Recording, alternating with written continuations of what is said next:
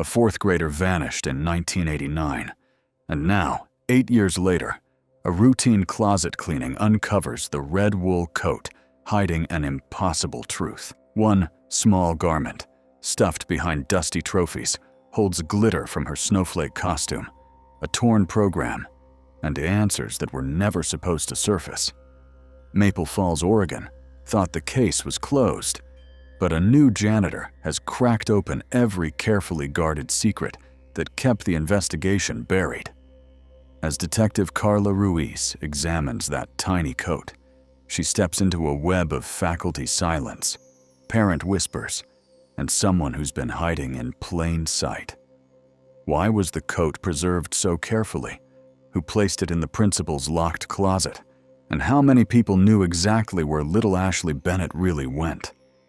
When the school finally reveals what it's been protecting, will the truth set this town free? Or destroy the very people who've spent 8 years trying to forget? Before we jump back in, tell us where you're tuning in from. And if this story touches you, make sure you're subscribed, because tomorrow I've saved something extra special for you. The call came at 6:47 a.m. on a Tuesday that Detective Carla Ruiz would remember for the rest of her career. She was stirring cream into her second cup of coffee, watching frost form delicate patterns on her kitchen window, when the phone shattered the December morning quiet. "Detective Ruiz, this is Sheriff Dawes. We've got a situation at the elementary school." Kevin Dawes' voice carried the weight of 8 years between them. He'd been Officer Dawes back in 1989, the earnest resource officer who'd helped coordinate the initial search for Ashley Bennett. Now he wore the sheriff's badge, his ambitions realized through careful political maneuvering and an ability to avoid the kind of messy cases that could derail a career. "What kind of situation?" Ruiz asked, though something in the silence that followed told her she already knew. "The new janitor found something in Grayson's office." Another pause. "You need to see this yourself." 20 minutes later, Ruiz stood in the familiar hallway of Maple Falls Elementary, her breath visible in the cold air. The heating system had been acting up all winter, but no one wanted to approve the budget for repairs. The same penny pinching that had always defined this place, she thought, remembering how they'd refused overtime for additional search teams back in '89. Otis Miller waited by the principal's office, his weathered hands wrapped around a thermos of coffee. At 52, he carried himself with the careful posture of a man who'd learned to make himself invisible. Vietnam had taught him to read situations quickly, and alcoholism had taught him to stay quiet about what he saw. This job was the first stable work he'd held in 3 years. "Started my rounds at 5:30, he said without preamble. "Grayson left me a key to his storage closet yesterday. Said he was cleaning house before retirement. Told me to box up anything that looked like school property." He gestured toward the open closet door. "Found it stuffed behind the 1987 state championship trophy." Ruiz pulled on latex gloves, her hands steadier than they'd been 8 years ago. The closet smelled of dust and old paper, mixed with something else, the faint scent of wool that had been stored too long in darkness. She lifted the red coat carefully, noting how someone had folded it with almost reverent care. The fabric was remarkably preserved, protected by the dry air and darkness. "Did you touch anything else?" she asked. "Just enough to pull it free. Soon as I saw what it was, I called you folks." Sheriff Dawes appeared in the doorway, his bulk filling the frame. "Jesus, Carla, after all these years." She held the coat up to the morning light streaming through the office windows. "Size 8, the tag read. Red wool with wooden toggles, exactly as described in the missing person report, filed December 14th, 1989. But it was the details that hit her hardest. The small tear in the left sleeve where Ashley had caught it on a fence during recess, the faded stain on the collar from hot chocolate spilled during lunch. These weren't just the remnants of a missing child's clothing. They were evidence of a life interrupted. "Where's Grayson?" Ruiz asked. "Submitted his retirement paperwork Friday. Said he was visiting his sister in Portland, but we can't reach him." Dawes shifted uncomfortably. His wife says he left Sunday morning with a suitcase. No return date. The timing wasn't coincidental. Henry Grayson had been principal of Maple Falls Elementary for 31 years, a fixture in the community who'd guided 3 generations of children through their early education.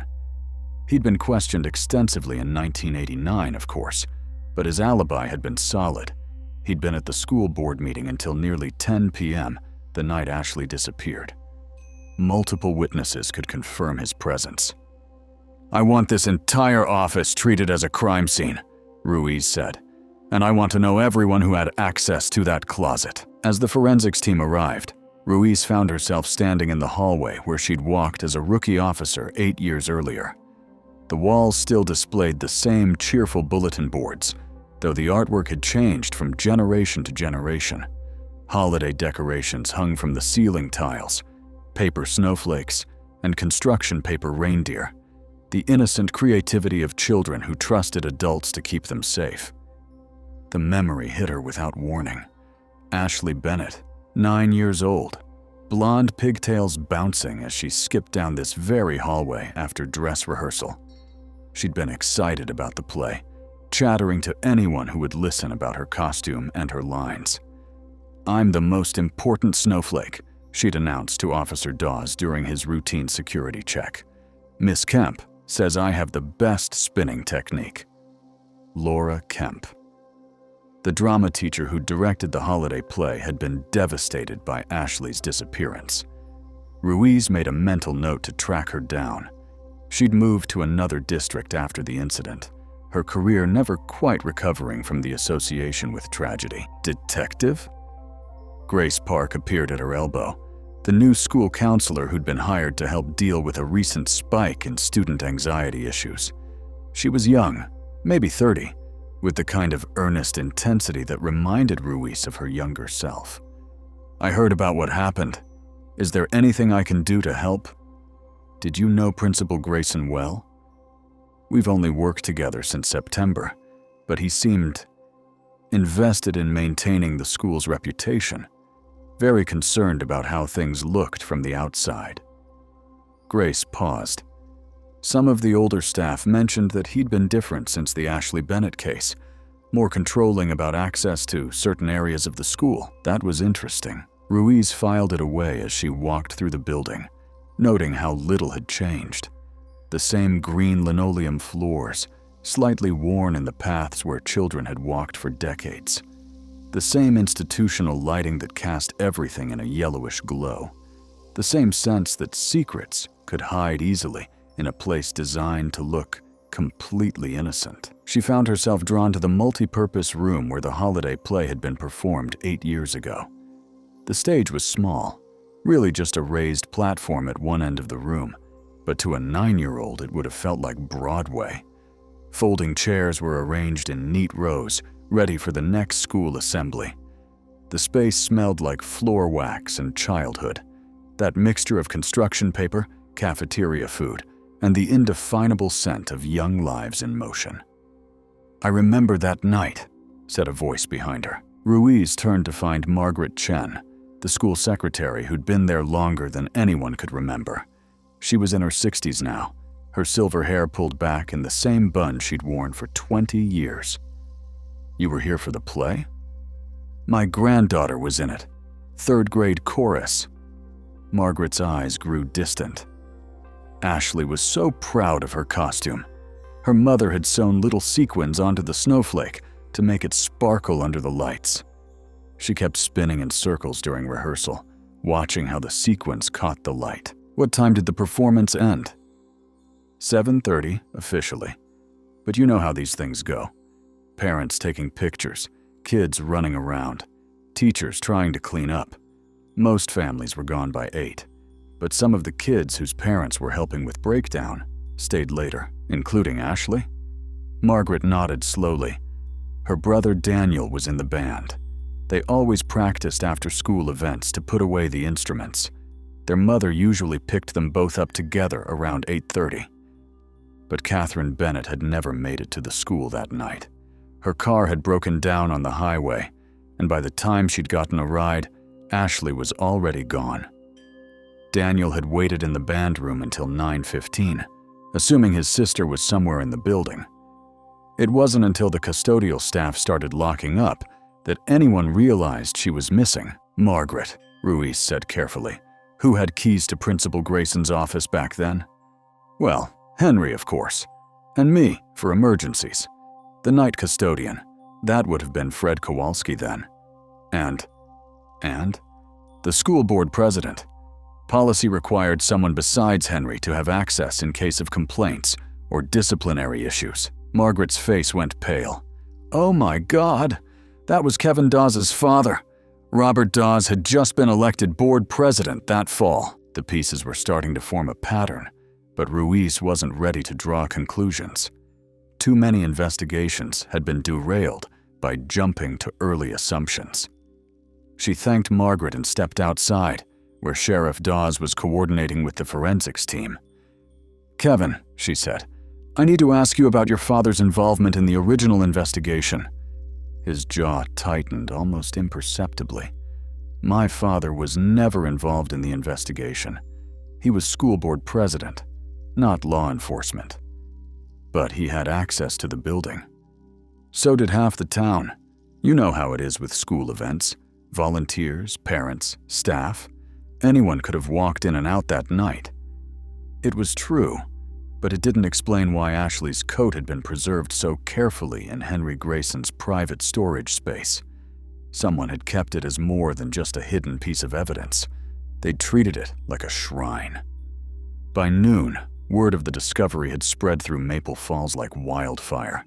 Ruiz's phone buzzed constantly with calls from reporters, concerned parents, and residents who suddenly remembered details they'd forgotten to mention 8 years ago.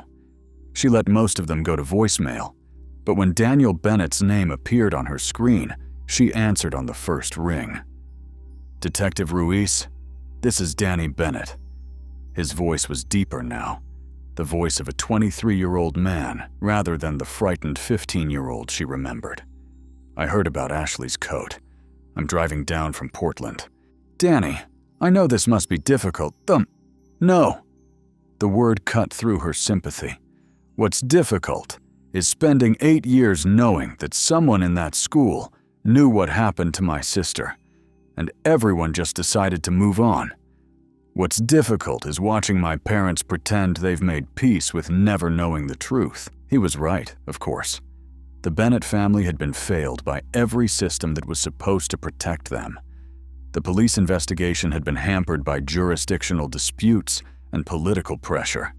The school administration had been more concerned with damage control than finding answers. The community had offered sympathy, but not the kind of sustained attention that might have kept the case alive. I want to help, Danny continued. I'm not that scared kid anymore. I remember things about that night, about the weeks leading up to it. Things adults didn't think were important. What kind of things? Ashley was scared of someone at school. She wouldn't tell me who, but she'd been having nightmares for weeks before she disappeared. She kept asking me to walk her to the bathroom during lunch because she didn't want to go alone. His voice broke slightly. I told her she was being a baby. God, I was such an ass. Children's fears were often dismissed as imagination, but Ruiz had learned to take them seriously. A 9-year-old's instincts about adults could be remarkably accurate, unfiltered by the social politeness that taught older children to ignore their discomfort. Did she ever mention Principal Grayson specifically? Not by name, but she did say something weird once. She asked me if principals were allowed to give kids special jobs that they weren't supposed to tell their parents about. Danny paused. I told her that sounded stupid and to stop making up stories. The conversation haunted Ruiz as she drove through Maple Falls that afternoon, past the small houses with their Christmas decorations and the businesses that had been there since she was a child. This was a place where everyone knew everyone, where secrets were currency and reputation was everything. It was also a place where a child's disappearance could be covered up if enough important people decided it was necessary. She parked outside the Riverside Diner, where she'd arranged to meet Grace Park for coffee. The counselor was already there, sitting in a corner booth with files spread across the table. "I've been going through the psychological evaluations we conducted on students this fall," Grace said without preamble. "There's a pattern I think you should see." She slid a manila folder across the table. Inside were summaries of counseling sessions with current 4th and 5th graders, children who would have been toddlers when Ashley disappeared, but who attended the same school, walked the same hallways, breathed the same institutional air. 3 separate children have mentioned being afraid of the room behind the principal's office, Grace continued. They describe it as a place where kids go for special meetings that they're not supposed to talk about. When I press for details, they clam up completely. Ruiz felt her pulse quicken. "Have you reported this to anyone?" "I tried to discuss it with Principal Grayson last month. He dismissed it as childhood imagination and suggested I was creating problems where none existed." Grace's expression hardened. He also mentioned that my contract was up for review in the spring and that the school board valued discretion in their counseling staff. Jesus. "There's more. I found Ashley Bennett's student file in the archives. Someone had removed several pages from it. Disciplinary reports, counseling notes, anything that might have documented problems she was having at school. The web was getting more complex, but also more focused. Everything pointed back to the school administration and the people who'd had the power to control information, access, and, ultimately, the investigation itself." As evening approached, Ruiz returned to the police station to review the original case files. The evidence room smelled like dust and disinfectant, a climate-controlled space where the county's unsolved mysteries waited for someone to care enough to revisit them. Ashley's box sat on the metal shelf where it had been placed 8 years ago, containing everything they'd been able to gather: witness statements, photographs, and one glitter-covered cardboard snowflake.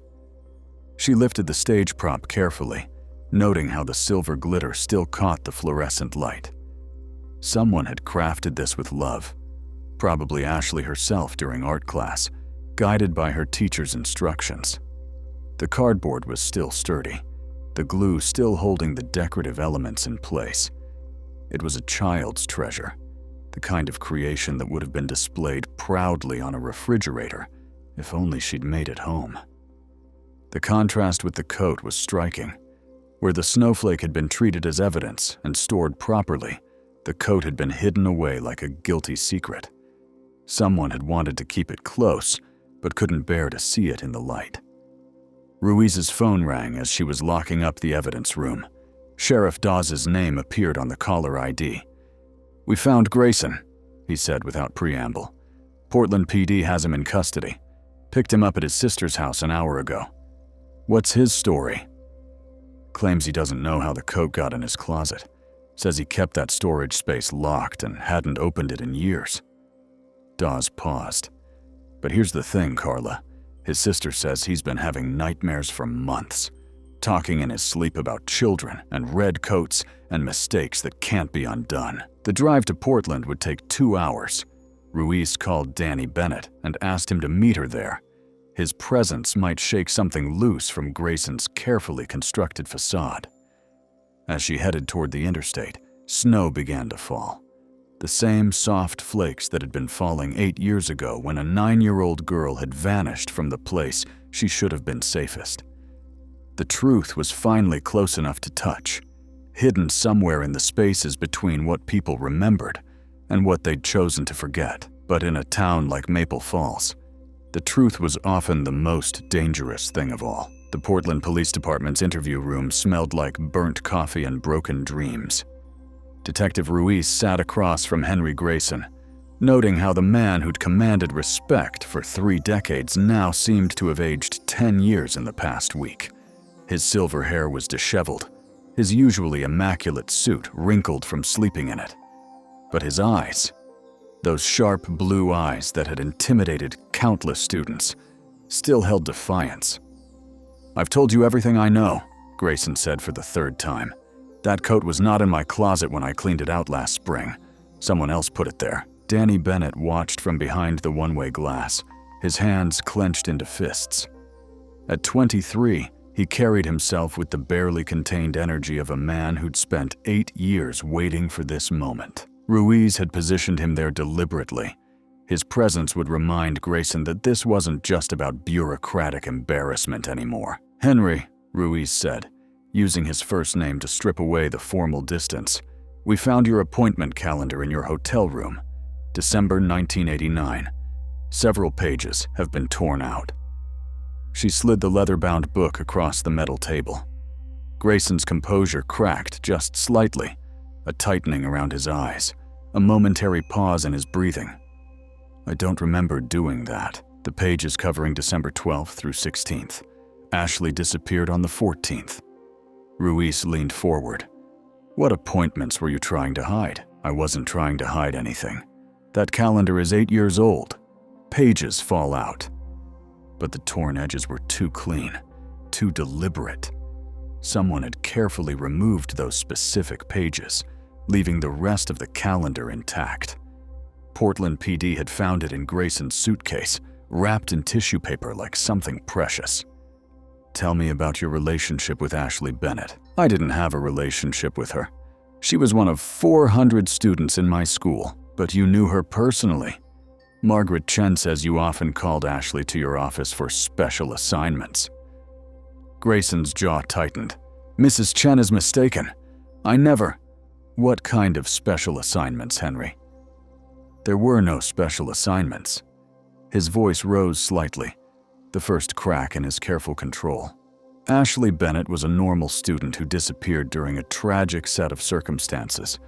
I've spent 8 years grieving for that child and her family." Ruiz pulled out a manila folder and spread several photographs across the table. They were crime scene photos from 1989. The multi-purpose room after the play, the empty hallways, the abandoned red coat now carefully preserved in evidence. But she'd also included something else, recent photos from Grace Park's counseling sessions, showing children's drawings of the scary room behind the principal's office. "Funny thing about children," Ruiz said. "They see things adults miss. They remember things we think they'll forget." Grayson's eyes lingered on the drawings longer than necessary. One showed a stick figure of a man in a suit, standing next to a smaller figure with yellow hair. Another depicted a room with no windows and a door marked with a big X. Children have active imaginations. These drawings were made by kids who attend Maple Falls Elementary right now, kids who've never heard of Ashley Bennett. Ruiz tapped one of the drawings, but they're all afraid of the same room, the same man in a suit. That's preposterous. I've dedicated my life to protecting children. Then why did you run? The question hung in the air like smoke. Grayson stared at the table, his breathing shallow. For a moment, Ruiz thought he might break, might finally tell the truth that had been eating at him for 8 years. Instead, he straightened his shoulders and looked directly at her. "I want a lawyer." The interview ended there, but Ruiz had seen enough. Grayson was guilty of something, even if it wasn't necessarily what they suspected. His reaction to the children's drawings had been too strong, too specific. And the missing calendar pages suggested a pattern of deliberate concealment. Danny was waiting in the hallway when she emerged, his face pale but determined. "He knows," Danny said simply. "He knows what happened to Ashley. Knowing and proving are two different things." "What about the coat? How does he explain that?" "He claims someone else put it there. Could be true. That closet wasn't exactly Fort Knox." Ruiz studied the young man's face, seeing echoes of the frightened teenager she'd met 8 years ago. "Danny, I need you to think carefully about something. Ashley's nightmares, her fear of going places alone. When did that start?" "Beginning of the school year, September, maybe October." "And it got worse as the weeks went on?" Danny nodded. She started asking weird questions about whether teachers were allowed to keep secrets from parents, about what you're supposed to do if an adult asks you to do something that feels wrong. The pattern was becoming clearer. Whatever had happened to Ashley Bennett hadn't been a random crime of opportunity. Someone had been grooming her, testing boundaries, building trust before making their move.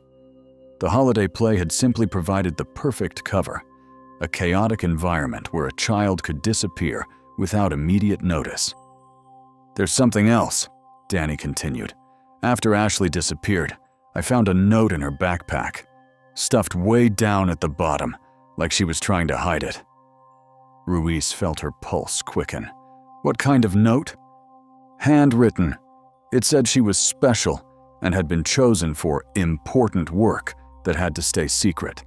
It was signed, 'Your friend at school.'" "Do you still have it?" "I gave it to Officer Dawes the day after we found Ashley missing.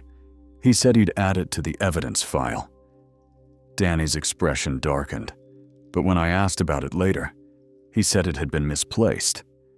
Another piece of evidence that had conveniently vanished. Ruiz was beginning to see a pattern of deliberate obstruction that went beyond simple incompetence. Someone with authority had been actively managing what evidence survived and what disappeared. "Danny, I need you to make a list of everyone who worked at the school in 1989. Teachers, staff, volunteers, board members, everyone. Include anyone who had regular access to the building." "I can do that. But Detective Ruiz, there's something else you should know about Officer Dawes." "What?" "The day Ashley disappeared, he was at our house before anyone called the police. Mom's car had broken down, and she was getting a ride from a neighbor. Dawes showed up at our door around 9:30, saying he'd heard Ashley was missing. But we hadn't reported it yet. We were still hoping she was just playing somewhere in the school. That detail had never made it into the official reports." Ruiz felt the familiar chill that came with recognizing how deeply a cover-up could run. If Kevin Dawes had known about Ashley's disappearance before it was officially reported, it suggested either incredible coincidence or prior knowledge. "Did you ever mention this to anyone?" "I tried to tell the detective who interviewed me later, not you, the other guy. But he said I was confused about the timeline because I was upset." Detective Bill Morrison. He'd been lead on the case for the first week before jurisdictional politics moved it to the county level. Morrison had a reputation for cutting corners and avoiding complications that might interfere with his approaching retirement. He'd died of a heart attack 3 years ago, taking whatever he knew about the investigation with him. As they drove back to Maple Falls through the snowy darkness, Ruiz found herself reconstructing the events of December 14th, 1989, with new information. Ashley Bennett had been targeted weeks in advance, possibly by someone she trusted. The holiday play had provided perfect cover for her disappearance. Evidence had been systematically suppressed or destroyed, and the people responsible had been hiding in plain sight for 8 years, protected by their positions and the community's desire to move on. The red coat had been their mistake, a sentimental trophy kept too close for too long. Now it would be their undoing. But first, Ruiz needed to figure out who else had been part of the cover-up. In a town like Maple Falls, secrets this big required multiple conspirators. The question was how far up the chain of command the corruption reached, and how many people had been willing to sacrifice a 9-year-old girl to protect their own interests. As she pulled into her driveway, Ruiz noticed a car parked across the street, a sedan with tinted windows that hadn't been there when she left that morning. She sat in her car for a moment, studying the vehicle, but saw no movement inside. Still, the message was clear. Someone was watching. Someone who wanted her to know they were watching. The stakes had just escalated beyond finding answers about a cold case. Now it was about survival in a town where the truth was worth killing for. Detective Ruiz didn't sleep that night. Every time she closed her eyes, she saw Ashley Bennett's face from the missing person posters. Blonde pigtails, gap-toothed smile, eyes bright with the kind of trust that made children vulnerable to predators. The surveillance car had disappeared by morning, but its message lingered. Someone powerful wanted this investigation stopped. She arrived at the station early, before the coffee was even brewing, and spread Danny Bennett's list across her desk. 43 names of people who'd had access to Maple Falls Elementary in 1989. Teachers, custodial staff, cafeteria workers, school board members, parent volunteers. Any one of them could have been Ashley's friend at school. Grace Park arrived at 7:30, carrying a box of files and the determined expression of someone who'd spent the night connecting dots. "I've been going through personnel records," Grace said, settling into the chair across from Ruiz's desk, "looking for patterns. People who left suddenly after Ashley's disappearance. Anyone with disciplinary issues that might have been covered up." "Find anything?" 3 teachers transferred out of the district within 6 months of Ashley going missing. 1 custodian was fired for policy violations that aren't specified in his file. And there's this. She handed Ruiz a photocopied memo dated January 15th, 1990. Internal communication about implementing new security protocols for student-staff interactions. Ruiz read the memo twice. It was bureaucratic language, but the meaning was clear. Someone had recognized that inappropriate contact between adults and children had become a problem at Maple Falls Elementary. The timing, 1 month after Ashley's disappearance, was too convenient to be coincidental. Who signed off on these protocols? Principal Grayson and School Board President Robert Dawes. Kevin Dawes' father again. The man had been perfectly positioned to control information flow and influence the investigation's direction. Ruiz made a note to pull Robert Dawes' financial records from 1989. Sometimes cover-ups left paper trails in unexpected places. Her phone rang before she could pursue that thought further. Margaret Chen's voice was strained, almost whispering. "Detective Ruiz, you need to come to the school, right away." "What's happened?" "Someone broke into the principal's office last night. Destroyed everything in that storage closet." 20 minutes later, Ruiz stood in Henry Grayson's office, surveying the damage. The storage closet looked like a hurricane had torn through it. File boxes were overturned, their contents scattered across the floor. Trophy cases had been smashed, their glass shards glittering among scattered papers. But the destruction wasn't random. Someone had been looking for something specific. "Any idea what time this happened?" Ruiz asked Otis Miller, who'd discovered the break-in during his morning rounds. "Sometime between midnight and 5 a.m.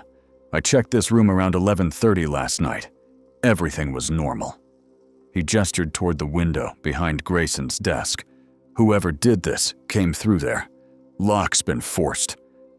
Ruiz examined the window more closely. The damage was minimal, professional. Someone with experience had entered and exited without triggering the school's basic alarm system. They'd known exactly where to go and what to avoid. Detective? Officer Janet Torres, one of the newer additions to the county force, appeared in the doorway. "Found something you should see." She led Ruiz to the multi-purpose room where the holiday play had been performed 8 years ago. Someone had spray-painted a message across the stage in red letters: "Let sleeping dogs lie." The threat was clear, but it also revealed desperation. Whoever was behind Ashley's disappearance was feeling cornered, making mistakes.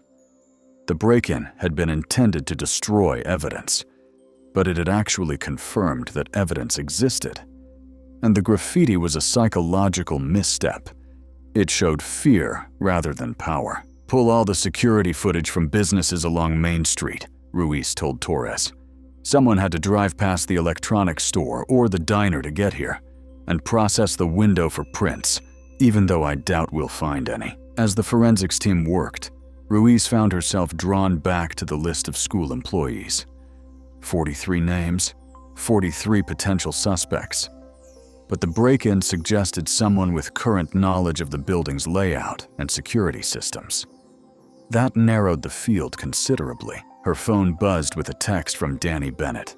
"Found something in Ashley's old room. Can you come over?" The Bennett house sat on Elm Street, a modest 2-story with blue shutters and a wraparound porch that had seen better days. Catherine Bennett answered the door, her face showing the weight of 8 years spent hoping for answers that never came.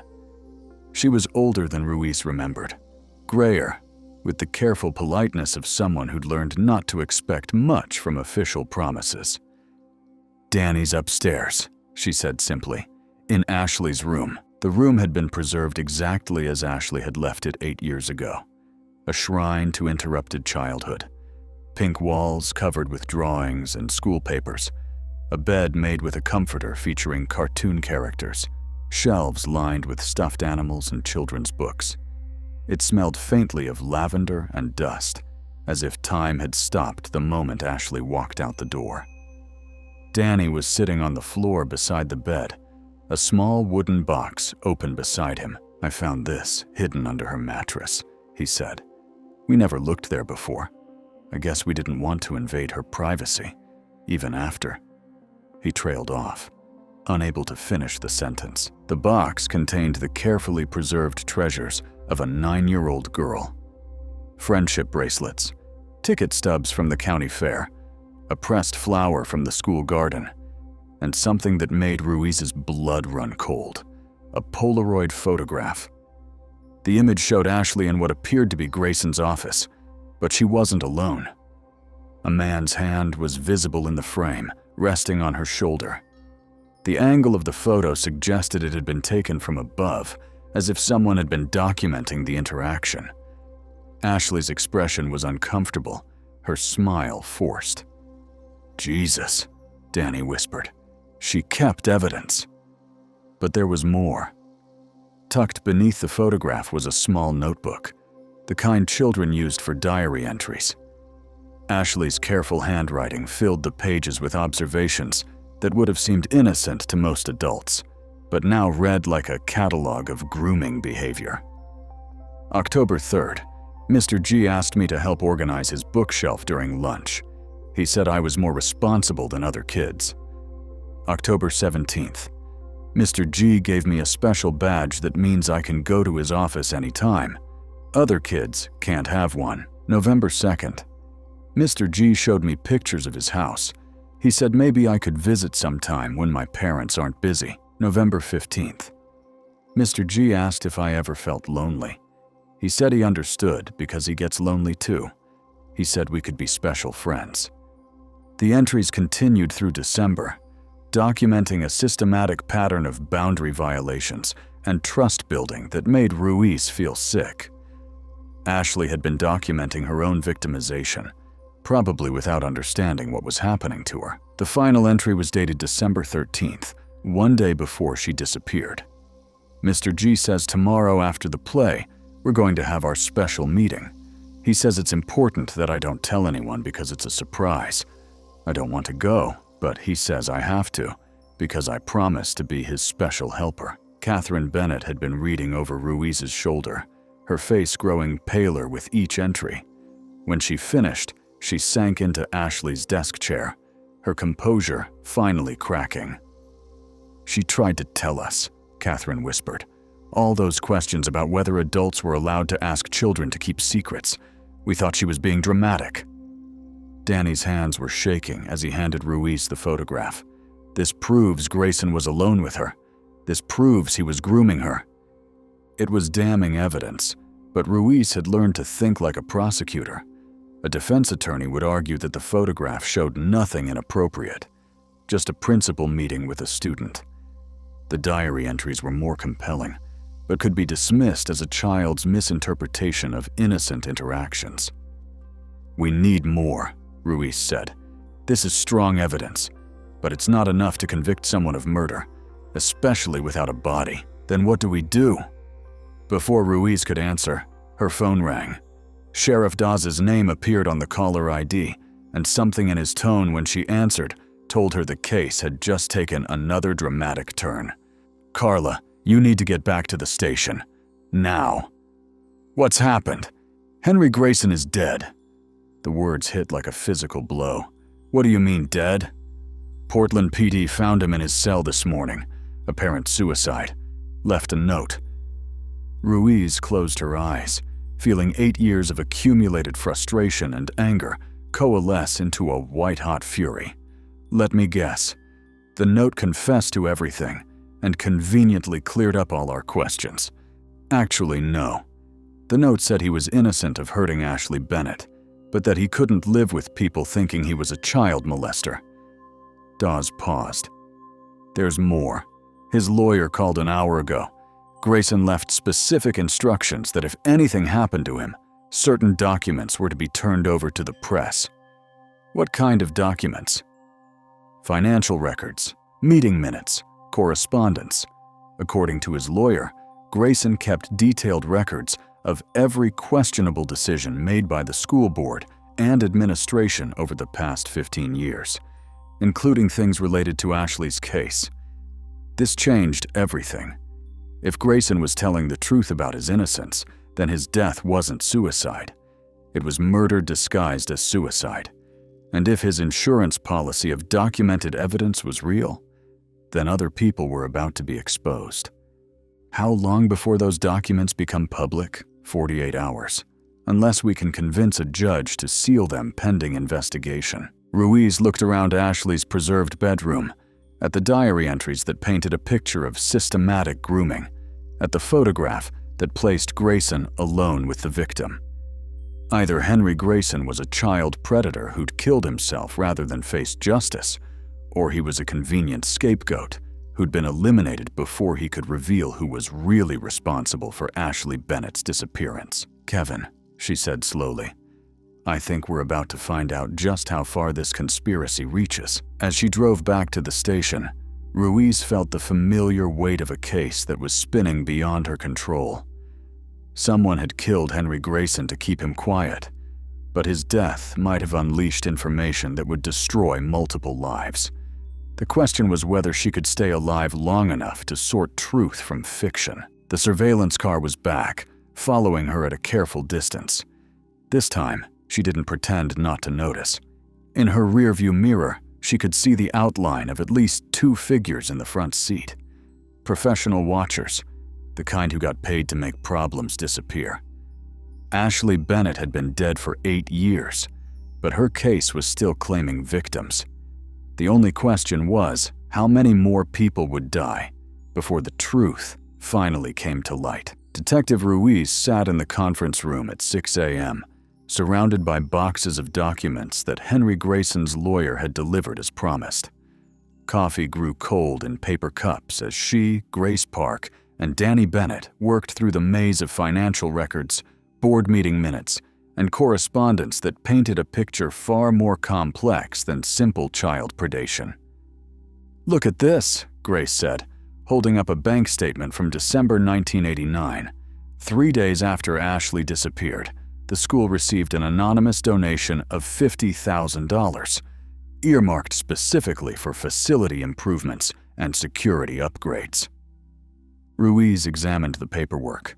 The donation had come through a trust that obscured the actual donor's identity, but the timing was suspicious.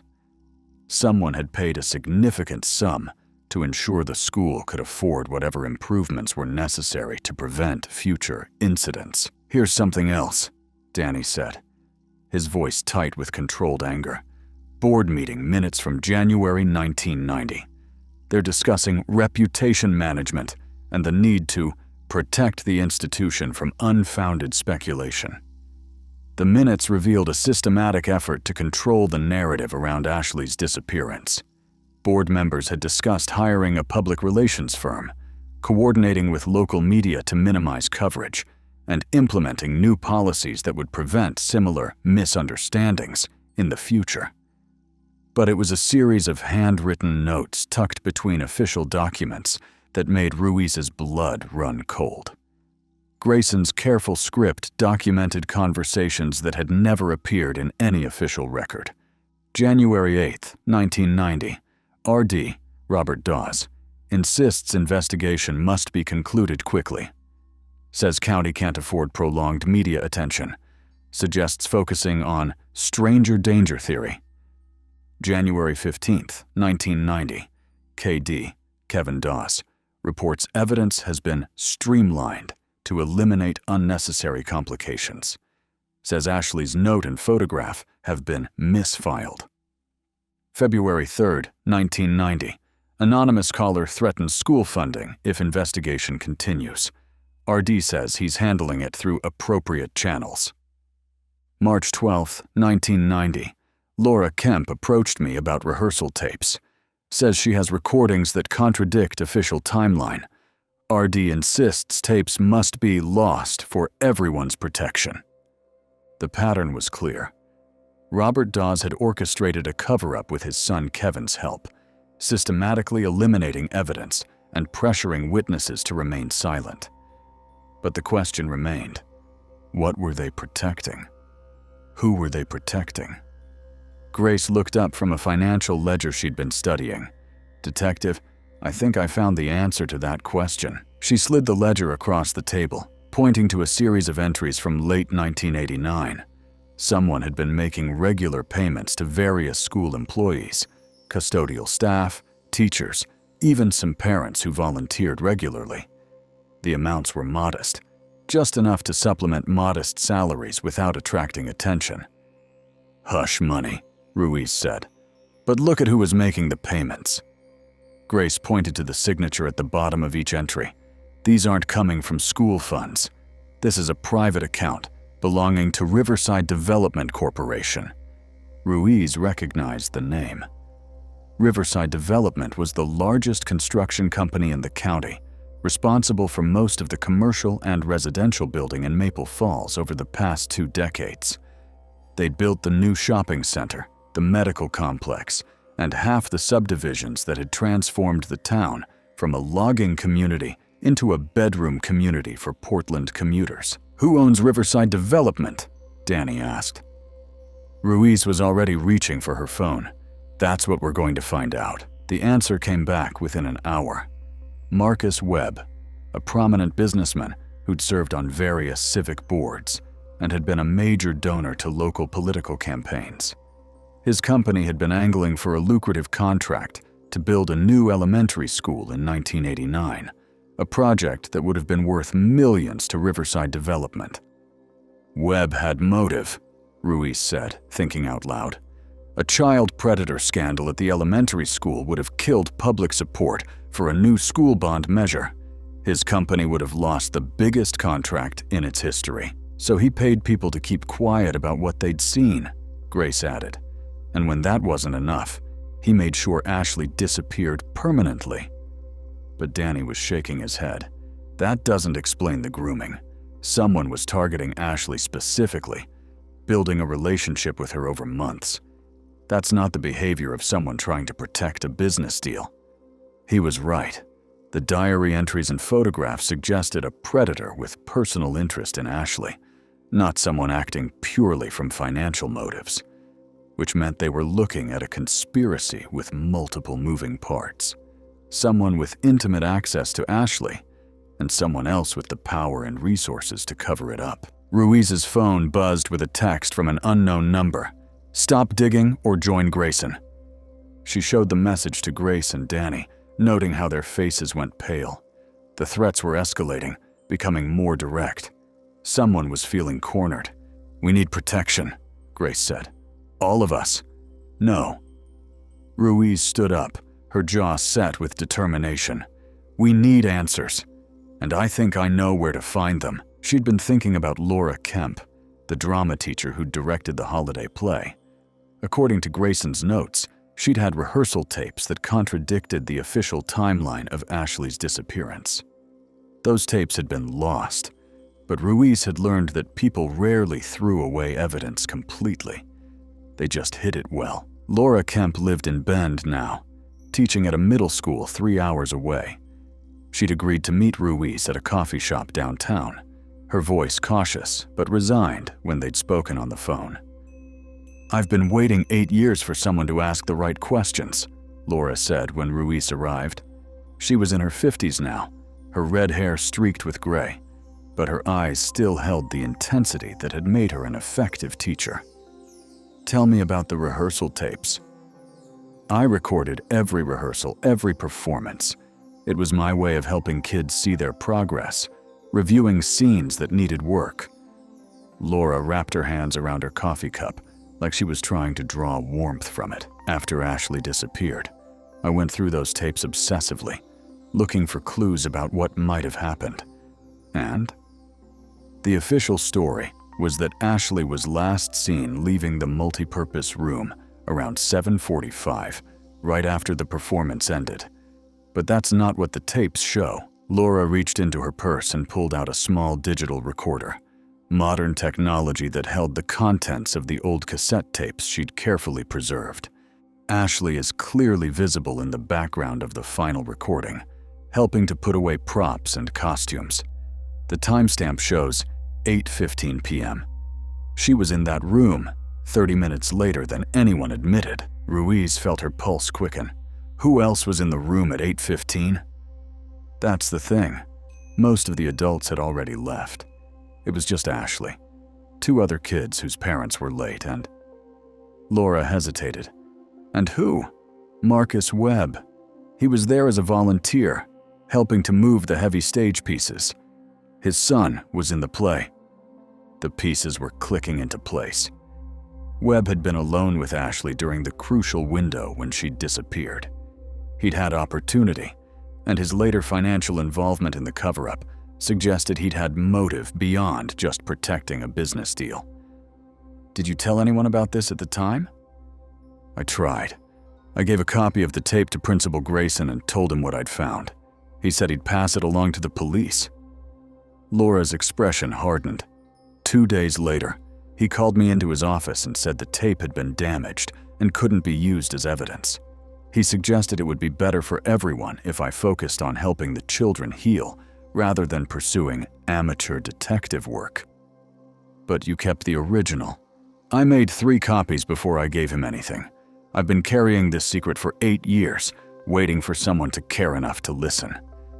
The recording was damning, but Ruiz knew it still wasn't enough for a murder conviction. They needed more direct evidence of Webb's involvement, something that would connect him not just to Ashley's final moments, but to the systematic grooming that had preceded her disappearance. Laura, I need you to think carefully. In the weeks leading up to the play, did you notice anything unusual about Ashley's behavior? Any interactions with adults that seemed inappropriate? She was nervous about something, but I assumed it was stage fright. She kept asking questions about what would happen after the performance, whether she'd have to stay late, whether her parents would be able to find her. Laura paused.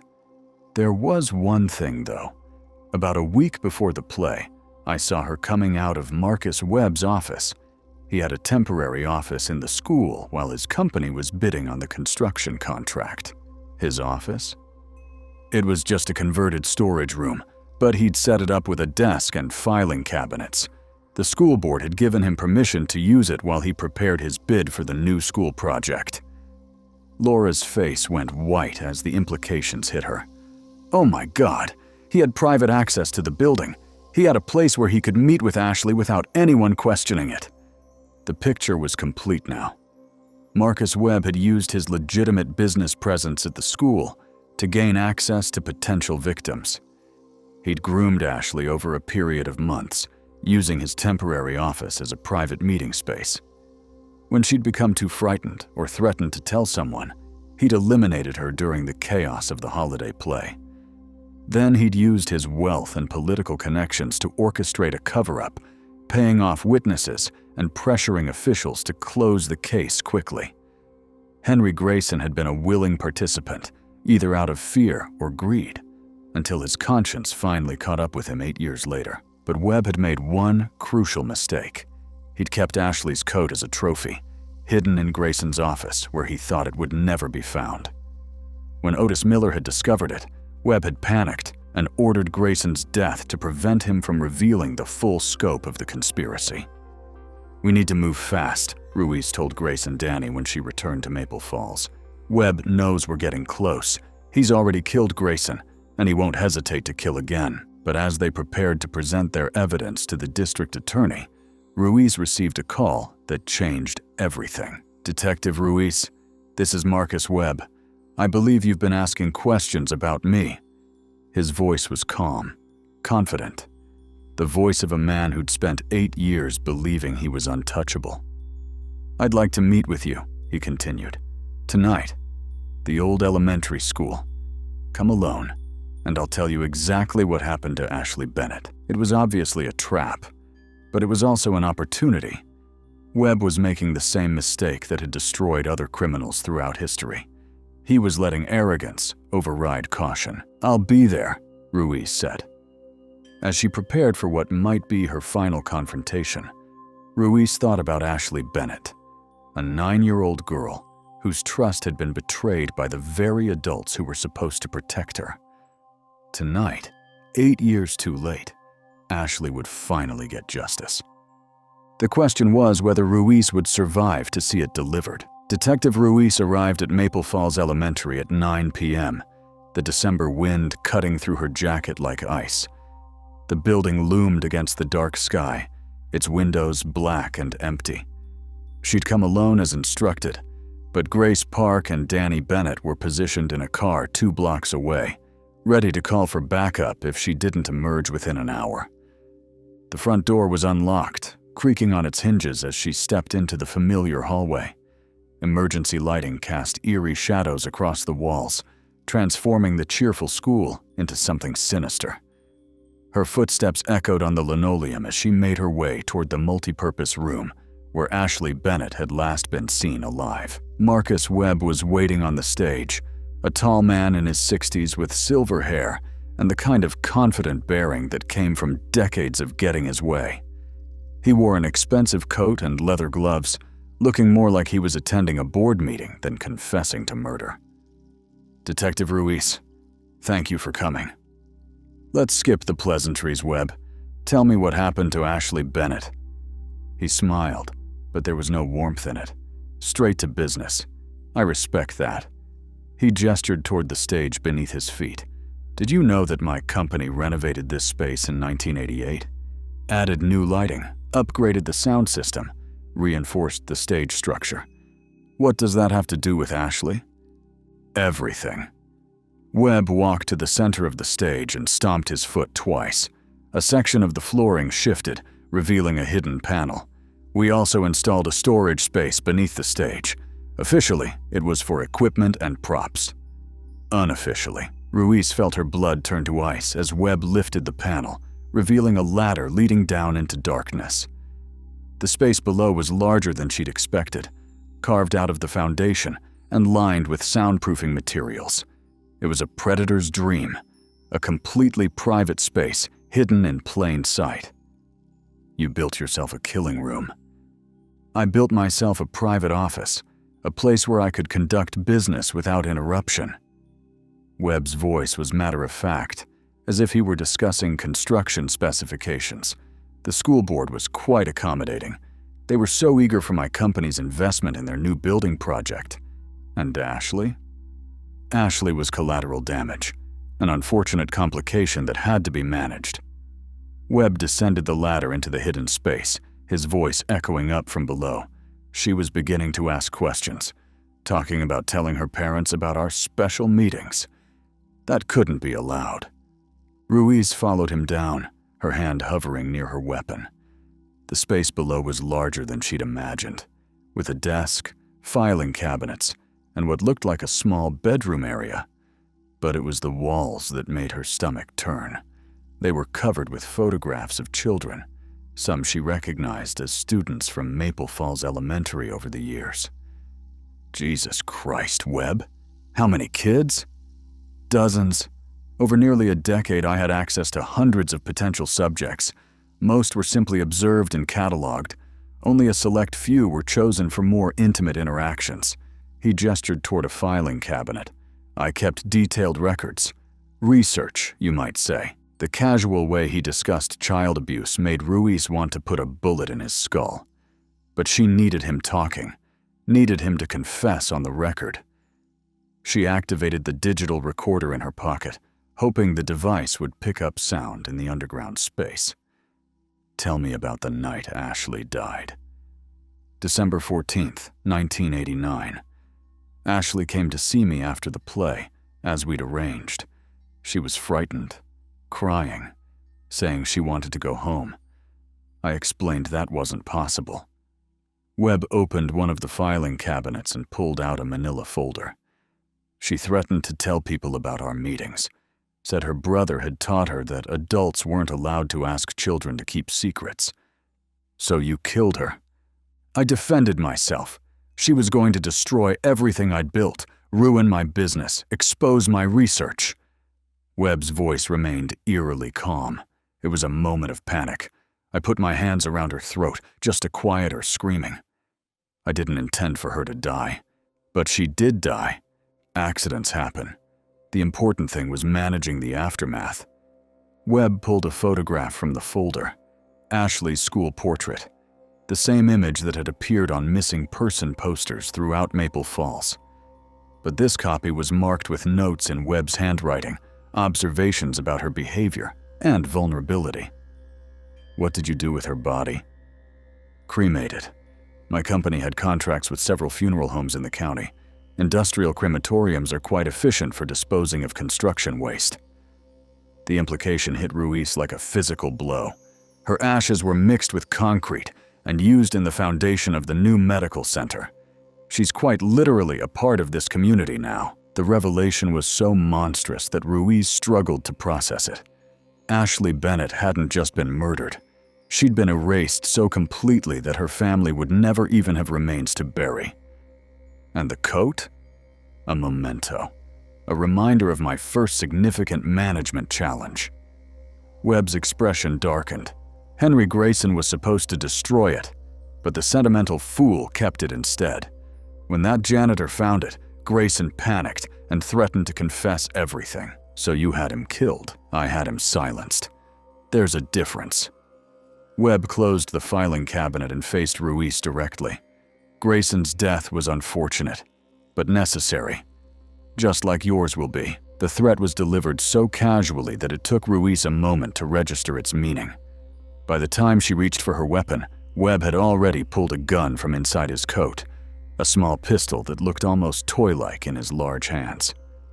I'm afraid you've learned too much, Detective, and unlike 8 years ago, I don't have the luxury of orchestrating a cover-up. Too many people are asking questions now. Ruiz raised her hand slowly, trying to buy time. You won't get away with killing a police officer. Too much attention. Too much scrutiny. Perhaps. But I've had 8 years to prepare for this possibility. Offshore accounts, false identities, a boat waiting in Mexico. Webb smiled again, and this time it was genuinely warm. I've always been good at long-term planning. What about the other children? The ones in those photographs? What about them? They served their purpose. Most don't even remember our interactions. Children are remarkably adaptable when it comes to suppressing traumatic memories. The casual dismissal of his victim's suffering pushed Ruiz beyond anger into a cold, calculating fury.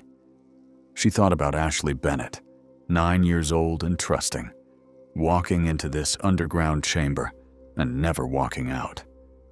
She thought about the other children whose innocence had been stolen in this place, their trauma dismissed as insignificant by the monster standing in front of her. You know what I think, Webb? She said. Her voice steady despite the gun pointed at her chest. I think you're going to make the same mistake you made 8 years ago. Which is? You're going to underestimate the people who refuse to let sleeping dogs lie. The sound of footsteps on the stage above made Webb's eyes flick upward for just a moment, long enough for Ruiz to dive behind the desk as gunfire erupted in the confined space. But the shots weren't coming from Webb's weapon. Danny Bennett and Grace Park had ignored her instructions to wait, following her into the school when she'd failed to check in. Police! Drop your weapon! Danny's voice carried the authority of someone who'd spent 8 years waiting for this moment. Webb spun toward the ladder, firing wildly as Grace Park descended into the chamber with her own weapon drawn. The soundproofing that had muffled the screams of children now trapped the echoes of gunfire, creating a deafening cacophony in the enclosed space. When the shooting stopped, Marcus Webb lay bleeding on the floor of his hidden chamber, his weapon several feet away where Grace had kicked it. He was still alive, but barely, his expensive coat soaked with blood. The files, he whispered. his voice weak but still defiant. "Everything's documented. Every child, every interaction. You'll never be able to identify them all." It was his final act of cruelty, the knowledge that even in death, he would continue to torment his victims and their families with uncertainty about what had been done to them. But as Ruiz looked around the underground chamber that had hidden so much evil for so long, she felt something she hadn't experienced in 8 years. Hope. The truth was finally coming to light, and while it couldn't bring Ashley Bennett back, it could ensure that her killer would never harm another child. The most dangerous secrets were the ones that festered in darkness. Now, at last, the light was shining in. The ambulance sirens faded into the distance as Marcus Webb was rushed to Mercy General Hospital, clinging to life with 3 gunshot wounds to his torso. Detective Ruiz stood in the hidden chamber beneath the elementary school stage, surrounded by evidence that would rewrite the history of Maple Falls and destroy dozens of lives in the process. Grace Park was methodically photographing the walls covered with children's pictures, her face pale but determined. Each flash of the camera captured another piece of horror: school photos, candid shots taken during recess, images that had been collected like trophies over years of systematic predation. "We're going to need victim specialists," Grace said, her voice carefully controlled. "Some of these children are adults now. They'll need counseling, support, legal guidance. This is going to devastate the entire community." Danny Bennett sat on the ladder leading up to the stage, his head in his hands. Finding Ashley's killer should have brought closure, but instead it had opened a wound that would never fully heal. His sister hadn't just been murdered. She'd been part of a systematic pattern of abuse that had continued for years after her death. "How many kids?" he asked without looking up. Ruiz was going through the filing cabinets, counting folders with growing horror. 47 documented cases. Some are just photographs and observations, but others. She pulled out a thick file marked "Active Subjects 1,985 to 1,995 inches. Jesus, he was still doing this, right up until last year. The implications were staggering. While the community had mourned Ashley Bennett and moved on with their lives, Marcus Webb had continued using his position and resources to target vulnerable children. The hidden chamber had remained active, a secret predator's paradise hidden beneath the place where children came to learn and play. Sheriff Dawes arrived 20 minutes later, his face ashen as he surveyed the underground space. He'd been clean in the cover-up. Ruiz had confirmed that his involvement had been limited to following his father's orders to suppress evidence. But the knowledge that he'd helped a child predator escape justice was written in every line of his expression. "We need to seal this entire building," he said. "This is going to be the biggest crime scene in the county's history." "It's bigger than that," Ruiz replied. "We need federal involvement. FBI, state police, victim services. This conspiracy reaches into multiple institutions: the school board, local government, the business community. We can't trust anyone who was in a position of authority in 1989. As if summoned by her words, Ruiz's phone rang. The caller ID showed a number she didn't recognize, but when she answered, a familiar voice spoke from the other end. "Detective Ruiz? This is Catherine Bennett, Danny's mother. I'm at the hospital." "Mrs. Bennett? What are you doing there?" "Marcus Webb asked to see me. He's dying, and he says he has something to tell me about Ashley." Catherine's voice was steady, but Ruiz could hear the underlying tremor of 8 years' worth of suppressed grief. "He says he wants to make amends. Don't go near him. He's dangerous, even wounded. He's under police guard and barely conscious. I need to hear what he has to say." Ruiz understood the compulsion. The desperate need for answers that had driven Catherine Bennett for 8 years was too strong to resist now, even if those answers came from her daughter's killer. But she also knew that Webb was capable of inflicting emotional wounds, even from his deathbed. "I'll meet you there," Ruiz said. "Don't talk to him until I arrive." The drive to the hospital took 15 minutes through empty streets. Maple Falls looked peaceful in the late evening light, its Christmas decorations twinkling in windows and yards. But Ruiz knew that by morning, this quiet community would be transformed into a media circus as news of the underground chamber spread beyond the county. She found Ashley Bennett in the hospital waiting room, sitting with the same patient stillness that had characterized her for 8 years. Danny was beside her, his face a mask of controlled rage.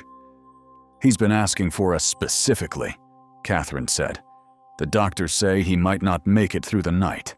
Whatever he wants to say, this is our only chance to hear it." Marcus Webb looked smaller in the hospital bed, his silver hair matted with sweat, his expensive clothes replaced by a hospital gown.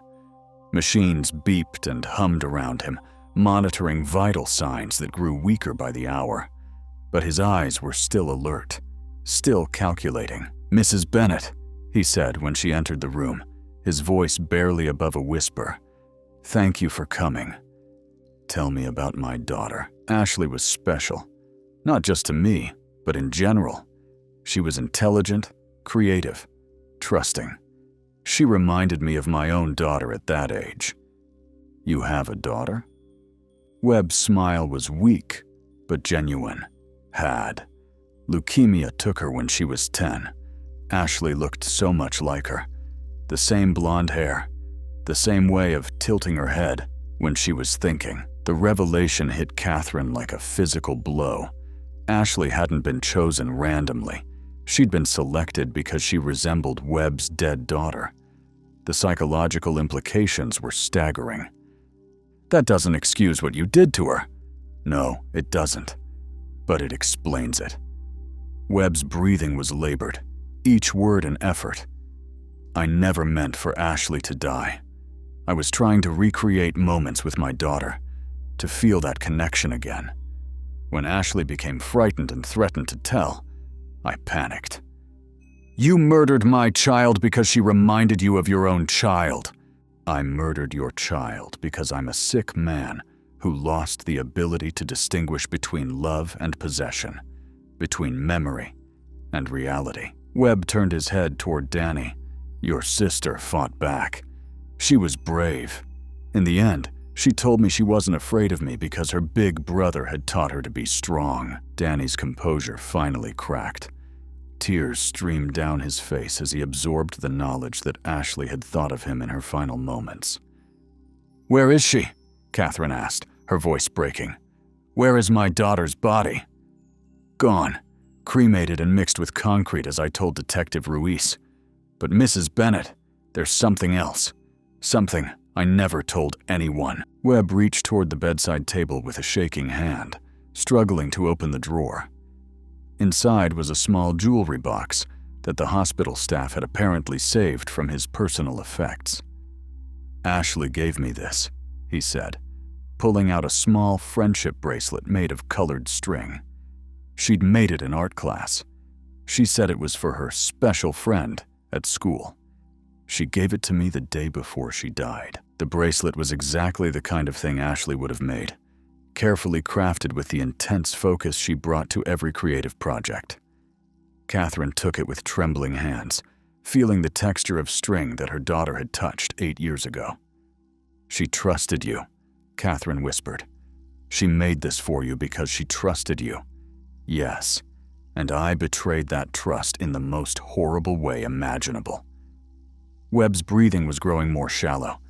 "Mrs. Bennett, I know you can never forgive me. I don't expect you to. But I want you to know that Ashley's last words were about you and Danny.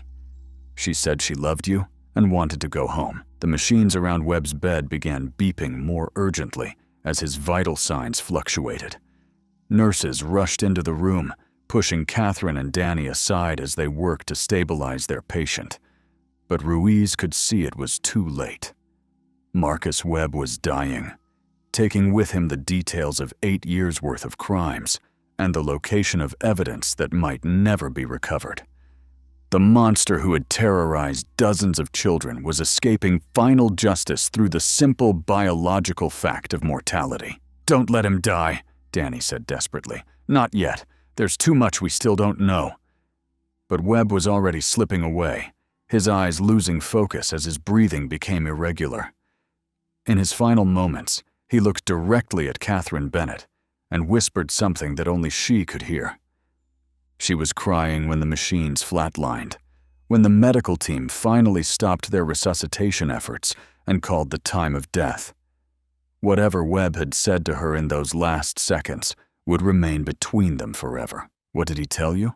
Ruiz asked gently. Catherine clutched Ashley's friendship bracelet to her chest, her tears falling freely for the first time in 8 years. "He said he was sorry. He said Ashley forgave him before she died, and he hoped someday I could too." It was a lie, of course, a dying man's attempt to ease his own guilt by claiming forgiveness from his victim. But Ruiz didn't correct Catherine. Sometimes the living needed their illusions to survive. Marcus Webb was dead, but his crimes would live on in the memories of his victims and the families he'd destroyed. The underground chamber beneath the elementary school contained enough evidence to prosecute a dozen co-conspirators, but the man at the center of it all had escaped earthly justice. Now came the hardest part, helping a community heal from wounds they were only beginning to understand, and ensuring that the children who had survived Webb's predation could find some measure of peace in their adult lives. The truth was finally out, but Ruiz was beginning to understand that sometimes the truth was just the beginning of a much longer journey toward justice. 6 months after Marcus Webb's death, Detective Ruiz stood before a packed courtroom as the final co-conspirator in the Ashley Bennett case was sentenced. Robert Dawes, the former school board president, had been found guilty of conspiracy to obstruct justice, evidence tampering, and accessory after the fact.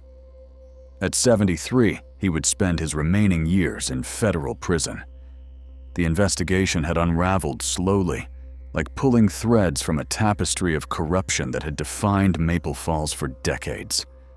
Webb's files had led to the identification of 31 victims, ranging in age from 7 to 14 at the time of their abuse. Some were now adults with families of their own. Others were still teenagers, struggling to understand what had been done to them years earlier. The defendants' actions, Judge Patricia Hendricks said from the bench, represent a fundamental betrayal of the public trust. As school board president, Robert Dawes had a duty to protect the children in his care. Instead, he chose to protect a predator for financial and political gain. Ruiz watched from the gallery as Dawes was led away in handcuffs, his son Kevin sitting in the front row with tears streaming down his face. Sheriff Kevin Dawes had resigned 3 months earlier, unable to bear the weight of his unwitting participation in his father's crimes. He'd testified against his father in exchange for immunity, providing crucial evidence about the cover-up's scope. The courtroom was filled with families, some supporting the victims, others grappling with the knowledge that their loved ones had enabled unspeakable crimes. Margaret Chen, the former school secretary, had died of a heart attack 2 weeks after Webb's underground chamber was discovered. Her family insisted it was the shame of knowing she'd helped hide evidence that killed her. Catherine Bennett sat in the front row, flanked by Danny and her husband, Robert. Ashley's friendship bracelet was pinned to her lapel. She wore it to every hearing, every court appearance, every meeting with investigators. It had become her way of keeping her daughter present in the fight for justice. "Mrs. Bennett," Judge Hendricks said, "would you like to make a victim impact statement?" Catherine rose slowly, her hands shaking as she unfolded a piece of paper. For 8 years, she'd been the grieving mother who accepted sympathy and moved on. Today, she was the mother of a murder victim, demanding accountability. "Your Honor, my daughter Ashley was 9 years old when Marcus Webb took her life. She was excited about her role in the school play, proud of her costume, looking forward to Christmas with her family. She was everything a child should be, trusting, creative, full of wonder about the world around her," Catherine's voice grew stronger as she continued. But Ashley was also brave. According to the testimony we've heard, she fought back against her attacker. She refused to be silent about what was happening to her. Even as a child, she understood that what Marcus Webb was doing was wrong. The courtroom was completely silent, hanging on every word. For 8 years, my family lived with the agony of not knowing what happened to our daughter. We were told she'd probably been taken by a stranger, that we might never learn the truth. We were lied to by people we trusted. School officials, law enforcement, community leaders who put their own interests ahead of a child's life. Catherine looked directly at Robert Dawes, who couldn't meet her eyes. The defendant and his co-conspirators didn't just cover up Ashley's murder. They allowed a predator to continue hunting children for 8 more years. Every child who was harmed after Ashley's death is a victim of their choices. Every family that suffered because they chose silence over truth deserves justice. She folded the paper, her voice breaking slightly. Ashley can't speak for herself anymore. But through this investigation, through these trials, her voice is finally being heard. She's telling us that children deserve protection, that truth matters more than reputation, that justice delayed is not justice denied. As Catherine returned to her seat, Ruiz felt the emotional weight of the past 6 months settling over her like a heavy blanket. The investigation had consumed her life, requiring her to interview dozens of victims and witnesses, to reconstruct years of systematic abuse and cover-up, to piece together a conspiracy that reached into every corner of Maple Falls society. But it had also been the most important work of her career. Through Ashley Bennett's case, they'd exposed a network of child predators and their enablers that stretched across 3 counties. 16 people had been charged with crimes, 7 businesses had been shuttered for their connections to the conspiracy, and an entire community had been forced to confront its willingness to look the other way when inconvenient truths emerged. After the sentencing, Ruiz drove to the site where Maple Falls Elementary had once stood. The building had been demolished 4 months earlier, its foundation excavated and searched for additional evidence. Nothing had been found. Webb had been thorough in disposing of physical evidence, but the community had insisted on a complete teardown. In its place, a small park was being constructed. Native plants and walking paths would replace the hallways where children had once walked unknowingly past a predator's lair. A playground was planned for the far end of the lot, designed with clear sightlines and modern safety features that would have made Webb's crimes impossible. The memorial stone had been installed the week before, a simple granite marker bearing Ashley's name and the names of all the identified victims. Grace Park had suggested the inscription, drawing from her experience, counseling trauma survivors, never forgotten, never again. Thought I might find you here. Ruiz turned to see Danny Bennett approaching, carrying a small bouquet of flowers. Daisies, Ashley's favorite. At 24, he'd grown into the kind of man his sister would have been proud of. He'd testified in 4 separate trials, helping prosecutors understand the family dynamics that had made Ashley vulnerable to manipulation. "How are you holding up?" Ruiz asked. "Better than I expected. Knowing the truth, it's horrible, but it's better than not knowing." Danny placed the flowers at the base of the memorial stone. Mom's been sleeping through the night for the first time in 8 years. Dad's talking about maybe taking that trip to Ireland they always planned. And you? I'm thinking about law school, maybe becoming a prosecutor. Danny managed a small smile. Ashley always said I was good at arguing. Might as well put it to good use. They stood in comfortable silence, watching as other families arrived to leave flowers and mementos at the memorial. Some were relatives of identified victims. Others were community members who simply wanted to acknowledge what had happened in their town. Otis Miller, the janitor whose discovery had started it all, arrived with his wife and grandchildren. He'd been hailed as a hero, but Ruiz knew the attention made him uncomfortable. He was a man who preferred shadows to spotlights, anonymity to a claim. "Detective Ruiz," he said, approaching with his characteristic quiet dignity, "I wanted to thank you for believing, for not giving up. You're the one who should be thanked, Otis. If you hadn't found that coat, someone else would have, eventually. Truth has a way of surfacing, even when people try to bury it." He gestured toward the memorial stone.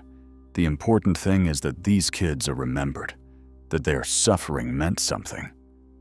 As evening approached, Ruiz found herself alone at the memorial site. The flowers and mementos created a colorful tribute against the stark granite, evidence of a community's commitment to remembering its most vulnerable members. Her phone buzzed with a text from Grace Park, who'd taken a new position with the State Victim Services Program. "Saw the news coverage. You did good, Detective. Ashley would be proud." Looking at the memorial stone, Ruiz thought about the 9-year-old girl who'd fought back against her attacker, who'd kept a diary documenting her fears, who'd made a friendship bracelet for someone she trusted. Ashley Bennett had been failed by every adult system designed to protect her, but in death, she'd become a catalyst for change that would protect countless other children. The investigation was officially closed, the trials concluded, the sentences handed down. But Ruiz knew the real work was just beginning. New protocols were being implemented in schools across the state. Background check procedures were being strengthened, and mandatory reporting requirements were being expanded. Most importantly, people were finally talking about things that had been whispered about in shadows for too long.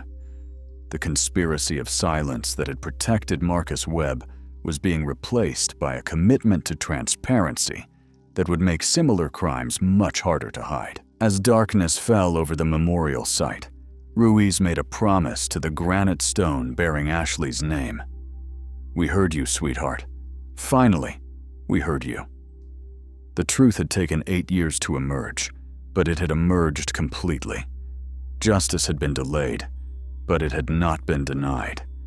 And while nothing could bring Ashley Bennett back, her voice would continue to speak for every child who needed protection from the adults who were supposed to keep them safe.